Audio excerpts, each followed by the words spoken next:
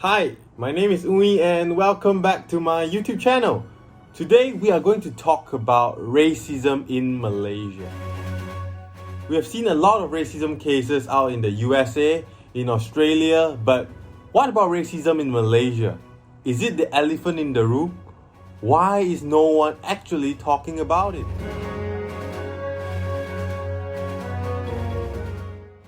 Looking back to the case of George Floyd back in May, there are currently 14,000 people who have been arrested up to date.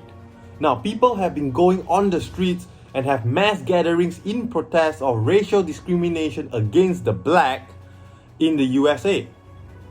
But why is this not happening in Malaysia? Does racism not exist in Malaysia? Or are we too lazy or too afraid to speak about it? If you're a Malaysian, then you will know that there are many stereotypes in Malaysia, including Chinese are rich, economically strong, likes to gamble, where Malays are lazy, pampered by the government, and then you have Indians who are rude, loud, alcoholics, and you have the Orang Asli who live in the trees, travel by boats, and don't wear pants. But there is truth behind all these stereotypes. You know, it's very sad to see that even CIMB does not include Orang Asli in their name. You know, they have Cina, India, Melayu, and Bengali. Where are Orang Asli?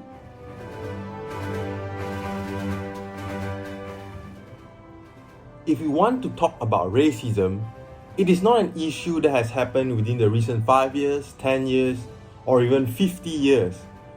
Racism should be investigated since the beginning of time.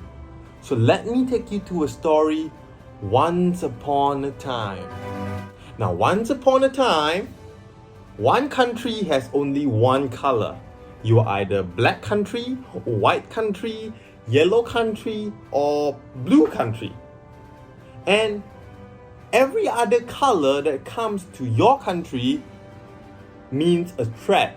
You know, people last time always go to war. They want bigger pieces of land, more treasures, more money. That's how what people last time used to do. But things are very different now. We have a variety of people, a diversity of people in every single country. It's like a mixed plate of grain, you know. You have white rice, black rice, yellow rice, corn. Therefore, what was seen as patriotism and taking care of your own is now seen as racism in this new society. And if you know a little bit of history, you will know that basically the whites attacked every single color there is. Yellow, brown, green, purple, blue. They attacked everyone. They conquered everyone. So, how do we differentiate between patriotism and racism today? How do we protect one of our own and not offend the other? Coming back to Malaysia, we have the three main races, namely the Malay, Chinese, and the Indians. Now, the Malays claim that they were here first. They probably took over the Orang Asli or something like that, but let's leave that out today. And then the Chinese and the Indians were brought in as labours from time to time, and I'm not going to go into the details of that. But as society evolves, the British colonization took place, and what happened was they had this divide and rule. So basically they divided the Chinese into the Chinese, the Malays into the Malays, and the Indians into the Indians, and then they were ruled separately.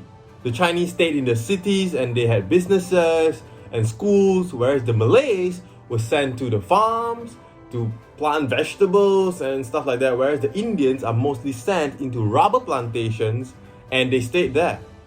But as the British left Malaysia, society started to open up.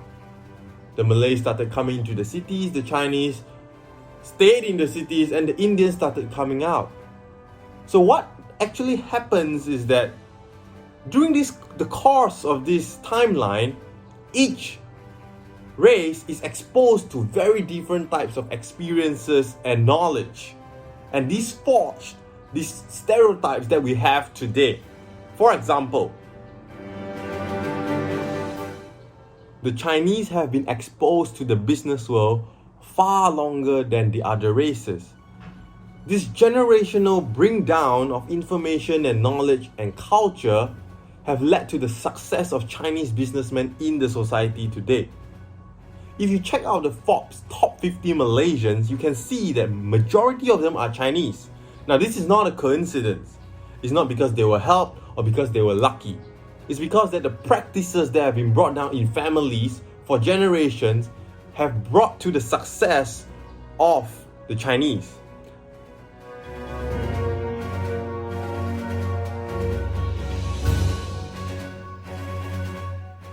Now we look into the Malay lifestyle. They were living their lives as farmers and they led a serene life in their farms. The paddy fields, the coconut trees, the warm breeze, that has led them to lead a peaceful, non-fighting life, and that has brought down to what they are today.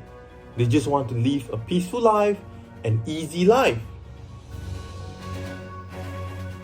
And finally, we have the Indians who were working in the rubber plantation before they got out.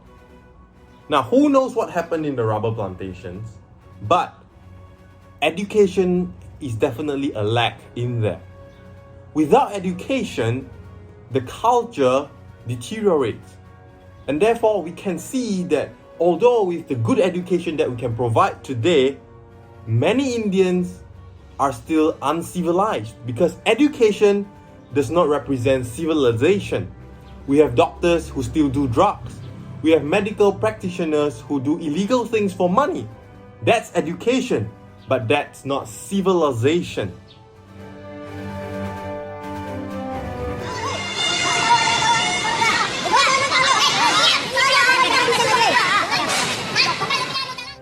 In today's society, we have more and more activists who are fighting for equal treatment for one another.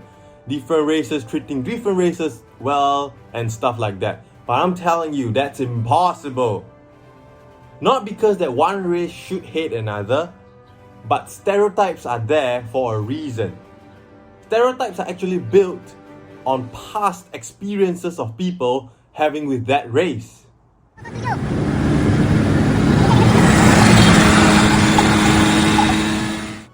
If you pay attention, you can realize that this does not only limit to different races, it also happens to different species. For example, if your first encounter with a dog was that it chased you and bit you, you will have a fear of dogs for a long time. Or perhaps a cockroach appeared in your food when you were eating. You'll be terrified of cockroaches for a very long time as well. Same thing, if a Chinese friend asked to borrow money and you realize he's going gambling, you would hate Chinese. Or a Malay assignment groupmate just copy-pasted the whole of Wikipedia for his assignment part, you would not work with a Malay for a long time as well. Or if an Indian neighbor is so loud and so obnoxious that they have party every night until midnight, throw their drinking bottles everywhere, the next time you want to move into a house, you will check if you have Indian neighbors. Bad experiences form stereotypes. Chinese people fucking love money. Chinese people love money so much, we have a god of money. But as always, not all hope is lost. Every single race, every single culture has their benefits and strengths, as well as their weaknesses and flaws. Now, what we should do in Malaysia is that we should accept the strength of one another and make small the weaknesses of each other. Now, why do we need to make it big and make our lives harder? Why does one small mistake have to cause a racial uproar? Is it worth it? Why not use your time to learn more things and make the world a better place? Make Malaysia a better place. Dogs are cute. Prawns are literally cockroaches, if you do science.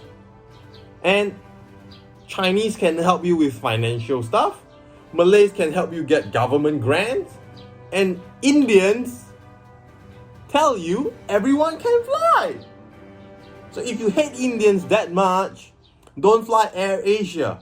If you hate Chinese that much, don't use Chinese stuff. Okay, don't eat Chinese food.